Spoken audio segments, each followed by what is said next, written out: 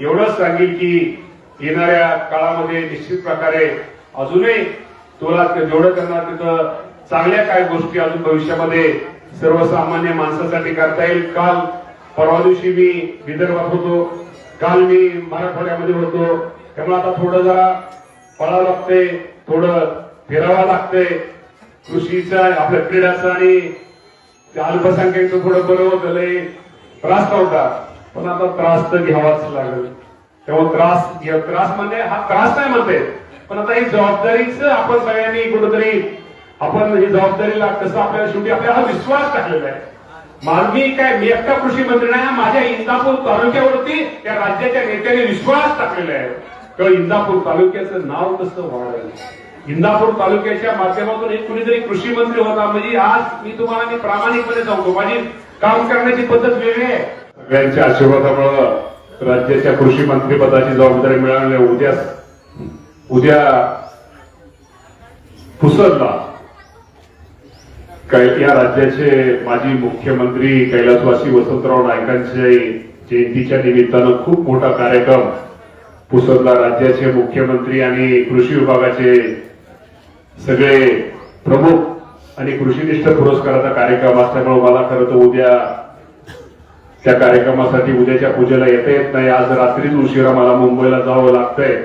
त्यामुळं उद्याच्या ऐवजी मी तुम्हा सर्वांना आज हा कार्यक्रम घ्या म्हणून सांगितलं आणि तुम्ही सगळ्यांनीच माझा मान राखून उद्याचा कार्यक्रम असतानाही आज कार्यक्रम तुम्ही सर्वांनी अचानक घेतला. तिथं आपले विद्वानचे पराक्रम जाधव आहेत, त्यांचाही उद्या कार्यक्रम आहे. त्यांनाही मी सांगितलं की परत नंतर मी पुन्हा कधीतरी येईल आणि त्या निमित्तानं आज मी पूजेच्या निमित्तानं अभिषेकाच्या निमित्तानं आज आम्ही नवरा बायको इथं आलो होतो. आणि आल्यानंतर आपण सर्वांनी आज इथं जे आपण 5 कोटी रुपयाचा इथं जो घाट बांधतोय त्याचंही उद्घाटन आज आपण आपल्या सगळ्यांच्या साक्षीनं बंदोबस्त झालेलं आहे. तुम्हा सर्वांच्या माहितीसाठी की तुमच्या सगळ्यांच्या आशीर्वादामुळं नंदिकेश्वराच्या आशीर्वादामुळं आज माझ्यासारखा कार्यकर्ता खर तर 2012 साली जिल्हा परिषद अध्यक्ष झाल्यानंतर या भागामध्ये या गावामध्ये पहिला विकासाचा निधी आपण बंधूंनो दिला आणि त्यानंतर टप्प्याटप्प्याने प्रत्येक क्षेत्रामध्ये आपण विकासाचा निधी या परिसरामध्ये देण्याचा प्रयत्न माझ्यासारख्या कार्यकर्त्यांनी बंधूंनो प्रामाणिकपणे केलेला आहे. तुम्हाला सर्वांना माहिती आहे की माझी कामाची पद्धत थोडी वेगळी आहे. मला एखाद्या कामाचा शो करायचे, एखाद्या कामाची जाहिरात करायची, कुठेतरी पुढे टीव्ही समोर मीडिया समोर जायचं हे मला पहिल्यापासून आवडत नाही. परंतु आता कृषी मंत्री झाल्यामुळे थोडं आता मला तिथं पकडलं जातंय. ही गोष्ट खरी आहे, कारण का जबाबदारी मोठी याची जाणीव आहे मला. शेवटी शेतकऱ्यांचे प्रश्न, शेतकऱ्यांच्या अडचणी, शेतकऱ्यांच्या समस्या काय तुम्हाला सर्वांना माहिती आहे की मी सकाळी उठल्यानंतर मला सेफ दिसतं आणि झोपाय गेल्यानंतर सुद्धा सेफ दिसतं.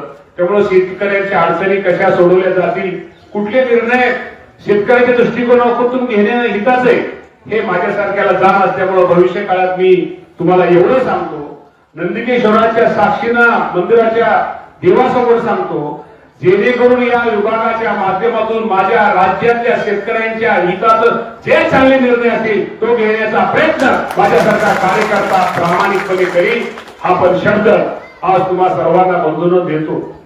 आज मला खरं तर निश्चित प्रकारे मी तुमच्या सगळ्यांच्या आशीर्वादामुळं माझे चुलते असतील, माझे वडील असतील आणि तुम्ही सर्वांमुळे माझ्यासारखा कार्यकर्ता मला कधीही माझ्या स्वप्नात पण वाटलं नव्हतं की या राज्याच्या एवढ्या मोठ्या ज्या राज्यामध्ये जी मोठी 5 पदामध्ये मला जाण्याचा मला योग मला तो मिळेल, तो मिळाला. आणि बंधूंनो निश्चित प्रकारे अडचणी खूप आहेत, प्रश्न खूप आहेत याची जाणीव माझ्यासारख्या कार्यकर्त्याला असल्यामुळं निश्चित प्रकारे आपण सगळेजण ते काम करण्याचा प्रयत्न करू. मला तुम्हाला या निमित्ताने एकच सांगायचं, तुम्हा सर्वांनी जे काम करतोय तुम्हा सगळ्यांचा आशीर्वाद, तुमच्या सगळ्यांचं सहकार्य मला पाहिजे. पूर्वी मी आमदार होतो किंवा क्रीडा मंत्री असताना मला कुठेही कार्यक्रमाला तालुक्यामध्ये जाता येत होतं, तालुक्यामध्ये प्रत्येक ठिकाणी मला भेटी देता येत होत्या. परंतु तुम्ही मला आता समजून घेतलं पाहिजे बाबांनो, शेवटी जरी मी तुमच्या कार्यक्रमाला आलो नाही किंवा सुखदुःखात आलो नाही याचा अर्थ माझं प्रेम तुमच्यावरती नाही असं नाही. मोठी जबाबदारी असल्यामुळं आपण दादांचं भाषण मला ऐकलं. फक्त आठवड्याचं तुम्ही आता एकच दिवस तालुक्यामध्ये तुम्हाला थांबावं लागेल. मुख्यमंत्र्यांनी पण मला तेच सांगितलं. तर मला तुम्ही बाबांना मला एवढं तुम्हाला सांगतो, नंदकिशोरच्या साक्षीने सांगतो, आता एखाद्या कार्यक्रमात मी आलो काय न आलो काय, एखाद्या सुखात आलो काय न आलो काय, दुःखात आलो काय न आलो काय, तरी मला तुम्ही सर्वांनी समजून घ्या की तुमच्या प्रत्येक कार्यामध्ये, तुमच्या सुखामध्ये आहे, तुमच्या दुःखामध्ये आहे, तुमच्या कार्यामध्ये जेणेकरून येण्याचा प्रयत्न मी केलेला आहे असं समजून निश्चित प्रकारे तुम्ही सगळ्यांनी मला साथ द्या, सहकार्य करा. महाराष्ट्रामध्ये इतर तालुक्यामध्ये, इतर गावामध्ये जाण्यासाठी तुमचा पाठिंबा द्या, तुमचा आशीर्वाद तुम्ही द्या. हे सुद्धा आजच्या कार्यक्रमाच्या निमित्तानं मी तुम्हा सर्वांना सांगतो. आज मी मुद्दामून घोरपडवाडीतनं मधनं गाडी इकडं घातली. तुम्ही फक्त नीट विचार करा. इथं आमची दिवसाकडे सुद्धा सगळी मंडळी आहेत. तुम्ही पूर्वीच तुमच्या दगडवाडीला यायचं म्हणले तर काय अवस्था होती, रस्त्याची अवस्था काय होती, तुमच्या गावामध्ये बंधाऱ्यांची अवस्था काय होती. आज तिथं पाहिल्यानंतर, तिकडून त्या रस्त्याने आल्यानंतर, तुमचं ते बंधारे भरल्यानंतर अरे मला तर समाधान वाटतं. शेवटी आयुष्यामध्ये काय आहे, आयुष्यामध्ये आपण जे काम करतो आणि ते आपण जर आपल्या डोळ्यांनी पाहिलं आणि आपल्याला जर समाधान वाटलं तर निश्चित प्रकारे ते एक समाधानाचं काम हे होतंय. अजूनही काम म्हणणार नाही राहिले. मगाशी मला वाटतं दोघांनी पण, दादाने माझेरावांनी दोघांनी पण काय सूचना मांडल्या गावाच्या माणसाला. मगाशी त्यांनी तो मला वाटतं बबन रासकर सूळ मला वाटतं रस्ता तो मांडलेला आहे. काय की थोडे काही गोष्टीमध्ये आपण यादी दुसऱ्या निधीवर दिली असती, कधी त्या निधीला थोडा त्या दुसऱ्या योजनेला उशीर होतो, एखादी नवीन योजना लगेच होते. याचा अर्थ आमचं लक्ष अजिबात तुमच्यावर नाही असं नाहीये. होईल आणि काम आपणच करणार आहे, दुसरा माणूस कुणीही आपलं काम करणार नाही. येईल, गप्पा मारतील, नारळ फोडतील, परंतु ते मला कुणावरती टीका टिप्पणी अजिबात करायची नाही. कारण का आपल्याला टीका टिप्पणी करून आता बाबांना आपण आपल्याला पुढे गेलेलोय. आता पुन्हा एका मला तुम्हाला सगळ्या वैयक्तिक विनंती करायची, आता टीका टिप्पणी न करता आपलं काम आपल्या लोकांना, आपल्या गावातील गरीब माणसाला प्रत्येक सरकारच्या, केंद्राच्या, राज्याच्या योजनेचा कसा लाभ मिळेल हे आपण सर्वांनी पहा.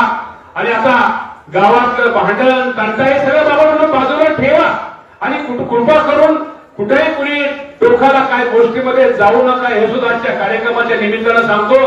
काही गोष्टी मागच्या 4-5 महिन्यापूर्वी आपल्या भागामध्ये चुकीच्या घडल्या, हो त्या चुकीच्याच घडलेल्या आहेत. ते व्हायला आज खोरोचीची सुद्धा सगळी मंडळी इथं हजर आहेत. मला खोरोचीकर किंवा आसपासच्या सगळ्या मंडळीला नंदिकेश्वराकडे तोड करून मी तुम्हाला सगळ्यांना हात जोडतो. हे भांडण तंटा सगळं बाजूला ठेवा आणि असं एकमेकात प्रेमानं जे तुमचं वातावरण सांगत ते वातावरण चांगलं ठेवा. ज्या गोष्टी चुकीच्या आहेत ती चुकच होती, अशा गोष्टी पुन्हा पुन्हा होणार नाहीत ही पण काळजी आपण सर्वांनी घ्यावी. हे सुद्धा आजच्या कार्यक्रमाच्या निमित्तानं आपल्या सर्वांना सांगतो. आता कामाच्या बाबतीमध्ये काय सांगू, इथं निर्वांगीचे पण आहेत. आपण मला दवाखान्यात बोलवलं, आपल्या दवाखान्याचं मंजूर आहे का सर? आपल्या कामाचं मला वाटतं 2.5-3 कोटी रुपये आपल्याला दवाखान्यात तुमचं जे मला वाटतं ते केंद्र आहे, प्राथमिक आरोग्य केंद्र, उपकेंद्र, त्याच्यासाठी मला वाटतं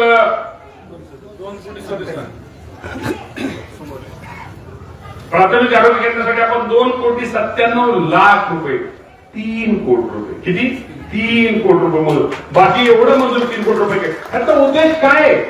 इथनं यातनं एकच उद्देश आहे. आता डॉक्टर वगैरे आपण सगळी भरती करतो की माझ्या गरीब माणसाला आरोग्याचा फायदा झाला पाहिजे. त्याला कोणीतरी शासनाबद्दल, आपल्या माणसाबद्दल त्या गरीब पैसे वाचून त्याचा आरोग्याचा कुठला एखादा आजार पडला तर त्याचा पैसा वाचून त्याला कुठं हे झालं नाही पाहिजे, त्याची गैरसोय झाली नाही पाहिजे, त्याला उपचार मिळाला पाहिजे. यासाठी बाबांनो माझ्यासारख्या कार्यकर्त्यांनी प्रामाणिकपणे काम करण्याचा प्रयत्न केलेला आहे. इंदापूर, पूर्वीचा इंदापूर तालुका, आजचा इंदापूर तालुका, आज तुम्हाला आजही प्रामाणिकपणे सांगतो, आज तुषार पहा तुम्ही ह्या रोड, हा जो बीकेबीएन रोड आहे, काय होती या रोडची परिस्थिती? येथून पाहुणा तुमच्या घरी तिथं बारामतीतच काम नाही करत होता किंवा इथं पलीकडनं लांबणं बावड्याकडनं तुम्हाला बाय बाय करत होता. आज कशामुळे पाहुणा राहणार तुमच्या घरी? याचा पण बाबांनो नीट विचार करा. त्यामुळे पूर्वीचे रस्ते, आताचे रस्ते, अजून एवढंच आपल्याला खूप काही कामं करायचे. अजून आपल्याला त्यांनी जे काही सूचना सांगितल्या मी गंमत सांगतो की काही रस्ते बजेट ह्याच्यामध्ये प्लॅन मध्ये असतात, काही प्लॅन मध्ये नसतात. मी काल परवा दिवशी राष्ट्रमण्याचा पूर्वीचा रस्ता एक मला वाटतं जो एक रस्ता आहे, परवा दिवशी जिल्हा परिषदेच्या शिवूरनं सांगितलं, तो राजकारणाचा रस्ता मला वाटतं पाठीमागे गेला, मला वाटतं हाच रस्ता असेल ना राजकारणाचा, त्या रस्त्यासाठी 40 लाख नाही 50 लाख रुपये मंजूर केले. आपण तुम्हाला मी सांगतो, मी सांगायचं तात्पर्य मी असे अनेक, आता कसं असतं, आता इतकी कामं केलेत, माझे पत्रकार बांधव हजर आहेत, 5 वर्ष रोज जर उद्घाटन रोज करत असतो, रोज 5 वर्षात, तरी तुम्हाला मी सांगतो कामं जास्त होती. एवढी कामं या तालुक्याच्या जनतेसाठी आणि कामं केलेत, तरी मी काही कोणावरती उपकार केले नाहीत. आणि ज्या जनतेने माझ्यासारख्या सामान्य एका शेतकऱ्याच्या मुलाला एवढं मोठं पद एक प्रस्थापितांना डावलून मला जी संधी दिलेली आहे, जो माझ्यावरती विश्वास दिलेला आहे, याची मला जाण आहे रे बाबा. शेवटी माणसंही आपली असतात. आणि आज तुम्हाला मी सांगतो, अनेक अडचणीच्या काळामध्ये, अनेक ह्याच्यामध्ये तुम्ही सर्वांनी जे माझ्यासारख्या कार्यकर्त्याला जे सहकार्य केलेलं आहे, हे बाबांनो मी माझ्या आयुष्यामध्ये कधीही विसरू शकणार नाहीये. त्यामुळे मी तुम्हाला एवढं सांगतो, तुमच्याकडे मामा बघितलं ना, मामाने आमच्याकडे बघितलंच नाही, मामाने असं बघितलंच नाही, असं बाबांनो करू नका. माझं सगळ्यांवरती लक्ष आहे, सगळ्यांवरती प्रेम आहे. मी तुम्हाला प्रामाणिकपणे सांगतो, मी सगळ्यांचं ऐकणारा माणूस आहे. एखादा कार्यकर्ता रोज माझ्याकडे येतो आणि तो मला काहीतरी सांगतो, आणि एखादा कार्यकर्ता माझ्याकडे येत नाही, पण तो घरी आहे, पण तो कार्यकर्ता सच्चा आहे. मी त्याचं पण तेवढंच ऐकतो आणि जवळ असणाऱ्या कार्यकर्त्याचं पण असणाऱ्या, मी दोघांना पण एक समान पातळीमध्ये धरणारा माणूस आहे. फक्त दादा नीट रे बाबांनो विचार करा. काय कसं असतं, तुम्हाला मी प्रामाणिकपणे सांगतो, लोकांना काय होतं की तुम्हाला मी सांगतो की मोठी लोक येतील जातील रे, मोठी लोक येतील जातील, तुमच्याकडून काम करून घेतील, सुखामध्ये तुमच्या येतील, त्या दुःखामध्ये फक्त तुमचा मानस तुमच्याकडे नाही, हे पण तुम्हाला सगळ्यांना प्रामाणिकपणे सांगतो. हे पण आयुष्यामध्ये लक्षात ठेवा रे बाबांनो. मी पण माणूस आहे, मला पण वाटतं मी एवढं काम करतो, एवढं कष्ट करतो, आणि माझ्यावरती पाठीवरती शब्दाची थाप टाका, मी म्हणतो एखाद्या मला थाप टाकली नाही तरी चालेल, पण माझ्या रस्त्यामध्ये काटा आणि काच टाकू नका रे बाबांनो. एवढंच मला सांगण्याची विनंती करायची. तुम्ही विरोधकांना माझ्या तालुक्यात येणं एवढं एकच सांगायचं की काम नाही केलं तरी तुम्ही काम करू नका, मला शब्दाची देऊ नका, माझा गौरव करू नका, फक्त माझ्या रस्त्यात काचाने काटा टाकू नका. मी तुमच्यावरती कधीही टीका टिप्पणी करणार नाही, हे पण तुम्हाला मी आज सांगतो. शेवटी आज नंदिकेश्वराचे आज तिथं आज माझा आदेश आहे. नंदिकेश्वराचं देव आहे, जागृत देवस्थान आहे. हे जागृत देवस्थान असल्यामुळे या देवाला सुद्धा कळतं कोण खरा आहे आणि कोण खोटा आहे. तेव्हा निश्चित प्रकारे नेहमी लक्षात ठेवा, या नंदिकेश्वराच्या आपण जर खऱ्या माणसाने तिथं जर नतमस्तक झालो, मनाने मोकळ्याने तिथं डोकं टेकवलं, तर नंदिकेश्वर सुद्धा आपल्या सर्वांना पावतो. याचं उत्तम उदाहरण मी आहे, हे तुमच्या समोर आहे. हे पण आजच्या कार्यक्रमाच्या निमित्तानं तुम्हाला सर्वांना निश्चित प्रकारे सांगतो, आपल्याला खूप काही गोष्टी करायच्या, खूप कामं करायच्या. फक्त मी आज तुम्हाला सगळ्यांना सांगत नाही की इथं मला वाटतं आपल्याला ते पाठीमागं पर्यटन मधून आपण 1 कोटी रुपये पण टाकलेले, पण ते पैसे थांबलेले, ते पैसे आपल्याला ते पैसे आणायचे परत. आपण तर पर्यटनचं त्यावेळेस नंतर खाते बदल झालं, नंतर सरकार हे झालं, मला वाटतं दगडवाडी, शेळगाव असे आपण 5 ठिकाणी 5 कोटी रुपये टाकले, 5-7 ठिकाणी टाकले होते. पण इथं मला वाटतं 1 कोटी रुपये आपण टाकले होते. 1 कोटी रुपये मध्ये काय घेतलं तुम्हाला माहित आहे? काय घेतलं होतं तुम्ही 1 कोटी मध्ये? तुम्हाला माहिती आहे कोणाला? एक ते पण पर्यटनच्या बाबत आपला प्रस्ताव हा मुंबईला गेलेला आहे, परंतु तोही आपण लवकर कसा मंजूर होईल. निर्वांगी सुद्धा निर्वांगीने सुद्धा खूप आपल्यावरती प्रेम केलेलं आहे. निर्वांगीने पण आपल्याला चांगल्या प्रकारचं सहकार्य केलेलं आहे. हा एक छोटा गडी, आपली जो गडी आहे जरा छोटा आहे, तर जर आपण सगळ्यांनी जर त्यांना थोडं हे केलं तर ते नक्की तिथं भविष्यामध्ये चांगल्या प्रकारचं काम करतील. माझ्या लाडक्या बहिणी आज तिथं मला वाटतं कुठेतरी लाडक्या बहिणींना कुठेतरी जायचं दिसतंय. त्यामुळं लाडक्या बहिणीने एकच विनंती करतो की आज तुम्ही म्हणता मामाचं आज चाललेलं, आमच्याकडे मामाचं लक्षच नाही. लाडक्या बहिणीनो, तुमच्यामुळेच मी इथं बोलतोय एवढं. लाडक्या बहिणी नसते तर आमचं काय खरं नव्हतं. त्यामुळे लाडक्या बहिणीमुळे आम्हाला इथं सत्तेमध्ये सहभागी होण्याचं आलेलं आहे. आणि तुम्ही पण लाडक्या बहिणींनो काळजी करू नका. तुमचा मामा तर तुम्हाला आहेच, पण हा मामा पण तुमच्या बरोबर आहे हे पण लाडक्या बहिणींनी समजून घ्यावं. हे सुद्धा आजच्या कार्यक्रमाच्या निमित्तानं सगळ्यांना सांगतो. आणि लाडक्या बहिणींसाठी अजूनही काही गोष्टी करण्यासारख्या त्या करण्याचा प्रयत्न आपण सर्वजण भविष्यामध्ये निश्चित प्रकारे करूया. कुणी हेमंत चावले काय हेमंत पाटलांनी बहुतेक हे केलेलं आहे, सिंगणापूर गोंदवले महाराजांकडे जा आणि महाराजांना आशीर्वाद मागा. आणि येणाऱ्या काळामध्ये माझ्या इंदापूर तालुक्यामध्ये संपूर्ण राज्य, आता मला इंदापूर तालुक्याचा आशीर्वाद ही करता येणार नाही, मला राज्यासाठी साकडं परमेश्वराला करावं लागेल की येणाऱ्या वर्षामध्ये पाऊस पाणी या वर्षी चांगला पडतोय. पाटील पाऊस पाणी चांगला पडतोय, अजूनही पाऊस पाणी चांगला पडू दे. शेतामध्ये जे माझं पीक आहे ते चांगल्या प्रकारचं शेतामध्ये पिकाच्या माध्यमातून उत्पादन चांगलं होऊ दे, त्याला चांगल्या प्रकारचा बाजारभाव मिळून उत्पन्न वाढू दे, हे मी आज नंदकेश्वरला साकडे घालतो. गंमत आहे, आज मी सकाळ आज मी शेळगाव मध्ये गेलो होतो. शेळगाव मध्ये गेल्यानंतर मी नाव सांगतो, त्याला काय सांगायला काय, शेतकऱ्याला काही इन्कम टॅक्स नसतो.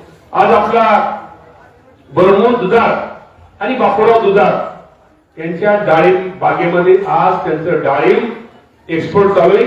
190 रुपयांनी ते घेतलेलं आहे, 190 रुपयांनी. जर शेती आपण व्यवस्थित केली, ठीक आहे, अडचणी रोगराई हे मान्य आहे, परंतु शेती जर व्यवस्थित केली तर मी आज स्वतः त्या प्लॉट मध्ये ते डाळिंब पाहिलं.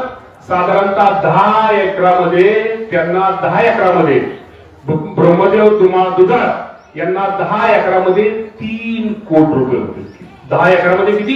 3 कोटी रुपये. याचा अर्थ शेती जर आपण व्यवस्थित केली, ठीक आहे, महागाई शेतकऱ्याला अडचणीत सगळे, परंतु काही शेतकऱ्यांचं ह्याची यशोगाथ आपण ऐकली पाहिजे. या लोकांना पैसे का होतात, हे लोकांचं कष्ट काय. सकाळी 6 वाजता ब्रह्मदेवची बायको त्या दुधाळाचं सगळं कुटुंब दिवस उगवायच्या आत औषध त्याचं मारून झालं होतं, बाजाचं औषध. हे जे पैसे मिळतात किंवा शेतीमध्ये कष्ट करतात हे काही सोपं नाहीये, त्यामध्ये कष्ट तुम्हाला करावेच लागतील, मेहनत जिद्द चिकाटी ही करावीच लागेल. त्यामुळे अशा कुटुंबाची सुद्धा यशोगाथा मी ऐकणार आहे. आणि एखादा शेतकरी कष्ट करतोय पण त्याला यश येत नाही, मी त्याच्याकडे पण जाणार आहे की जेणेकरून आपल्या सगळ्यांना समतोल करायचा आहे. शेतकऱ्यांचं येणारा दिवस माझ्या शेतकरी बांधवासाठी या राज्याचा कृषी मंत्री म्हणून मला काय मदत करता येईल, काय सहकार्य करता येईल, तो करण्याचा प्रयत्न आज मी करणार आहे. तेव्हा कार्यक्रम हा खूप चांगला आहे. त्यामुळं या एक जादूवर राहिले ते बघा, त्यामुळं आज हा कार्यक्रम आहे. त्यामुळे बाबांनो असंच शेवटी आयुष्यामध्ये हसत खेळत राहा. टीका टिप्पणी कोण कोणावरती अजिबात नाही. आता दिवस राहिलेले नाही बाबांना, आपण थोडं त्याच्या पुढे गेलोय. तर टीका टिप्पणी कुणाचं पोट भरत नाही किंवा कुणाला हे होत नाही. त्यामुळं टीका टिप्पणी न करता माझ्या राज्याबरोबर माझ्या इंदापूर तालुक्यामध्ये लोकांचं कसं आणि काय होतं गंमत, माणसं लय दिलं का नाही, एकदम आपण द्यायचो, रुसाफुगी पण लय होती. रुसा त्याचं दिलं तुझं. आता काय होतं, आता 100 मार्काचा पेपर असतो, 100 मार्काच्या पेपरमध्ये एका गावाचा पेपर असतो, 90 मार्क पडतात. 90 मध्ये डिस्टिंक्शनच्या पुढे गेलं, बरोबर आहे साहेब, आणि 10 मार्क राहतात. कदम सर सीटची 10 मार्क राहतात, तर 90चं कोणी नाव घेत नाही. 10 कशी चुकली, 30 कशी चुकली त्याच्यावर. त्यामुळं गावातल्या लोकांना, इथल्या परिसरातल्या तालुक्यातल्या नेते मंडळींना मला सांगायचंय की बाबांनो, एका दुसरा रस्ता, एका दुसरं काय काम राहिलं असतं तर मागापुढे होईल. काम आपणच करणार आहोत, काम दुसरं कोणी करणार नाहीये. परंतु काय होतं, आपण एखादा समजा भरणेवाडीचा रस्ता मी एखाद्या 25-15 स्कीम मध्ये दिला, आता तो मुंबईला मंजूर व्हायला वेळ लागतो. आणि अचानक डीपीडीसी यादी आली, डीपीडीसी यादी आल्यानंतर मी अंतुर्ण्याचा रस्ता दिला आणि डीपीडीसी यादी एकदा मंजूर झाली. मग ते रस्ता आम्हाला का म्हणले भरणेवाडीचा म्हणतो, आपल्या ते अंतुर्ण्याचा मार्ग रस्ता मंजूर झाला आणि आपला झाला नाही. काय कसं लोकांना मला सुद्धा हे समजून घेतलं पाहिजे. शेवटी आपला रस्ता आज उद्या होईल, आपलं काम आज उद्या होईल, हे काम आपणच करणार आहोत. राष्ट्रवादी काँग्रेस पक्षाच्या माध्यमातूनच करणार आहोत. आणि मी तुम्हाला सांगतो, माझ्यावरती जी जबाबदारी दिली, या राज्याचे मुख्यमंत्री देवेंद्र फडणवीस साहेब असतील, एकनाथजी शिंदे साहेब असतील, आपले सर्वांचे नेते, या राज्याचे उपमुख्यमंत्री अजितदादा पवार साहेब असतील, आणि या सर्वांच्या सहकार्यामुळे आज माझ्यासारख्या कार्यकर्त्याला खूप मोठी जबाबदारी दिली आहे. तर निश्चित प्रकारे या जबाबदारीच्या बाबतीमध्ये तुम्हाला एवढं सांगेल की तुम्हा लोकांना जेवढं मला सहकार्य करता येईल, त्यामुळे आता काही गोष्टीमध्ये तुम्ही मला समजून घ्या, काही गोष्टीमध्ये मला तुम्ही सांभाळून घ्या. फक्त कुठं वाईट किंवा दुःखी किंवा हे होऊ नका, हे सुद्धा आजच्या कार्यक्रमाच्या निमित्तानं आज आपल्या सर्वांना सांगतोय.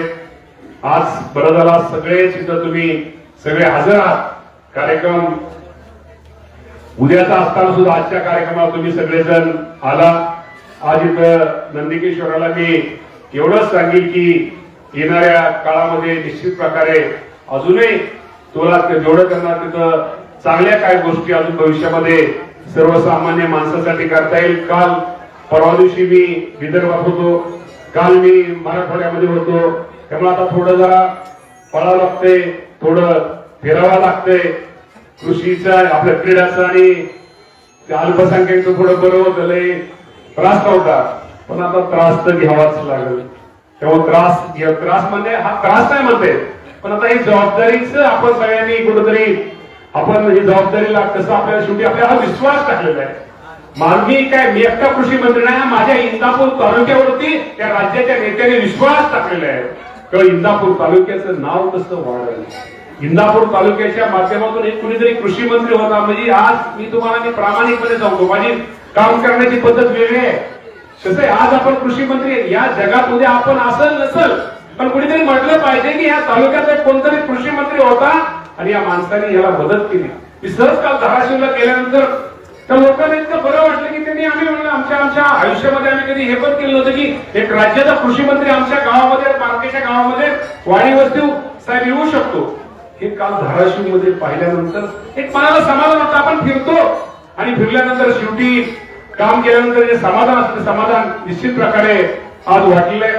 पुन्हा एकदा आपण सर्वजण या कार्यक्रमासाठी उपस्थित राहिला त्याबद्दल आणि आपल्या सगळ्यांचे आभार मानून नंदिकेश्वर आपल्या सर्वांना, नंदिकेश्वराचा आशीर्वाद आपल्या सर्वांना लाभो ही परमेश्वराची परमेश्वराकडे प्रार्थना करतो आणि थांबतो. धन्यवाद. एबीपी माझा, उघडा डोळे बघा नीट.